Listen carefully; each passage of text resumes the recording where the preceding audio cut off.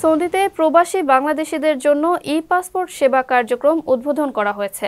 শুক্রবার রিয়াদের বাংলাদেশ দূতাবাসে আনুষ্ঠানিকভাবে ই-পাসপোর্ট সেবা কার্যক্রম উদ্বোধন করা হয়। অনুষ্ঠানে বিভিন্ন শ্রেণী পেশার বিপুল সংখ্যক প্রবাসী বাংলাদেশিদের পাশাপাশি ঢাকা থেকে আসা ই-পাসপোর্ট প্রকল্পের কর্মকর্তারা উপস্থিত ছিলেন। উদ্বোধনী অনুষ্ঠানে ই-পাসপোর্ট আবেদনের প্রক্রিয়া সম্পর্কে উপস্থিত প্রবাসী বাংলাদেশিদের সম্যক ধারণা দেওয়া হয়।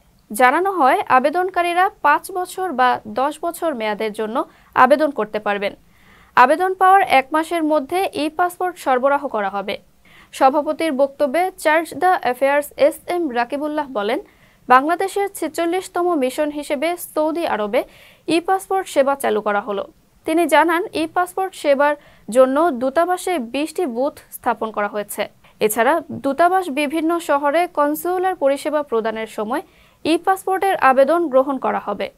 তিনি আরও জানান, ই-পাসপোর্টের পাশাপাশি ইলেকট্রনিক ট্রাভেল পারমিট সেবাও দূতাবাসে চালু করা হয়েছে।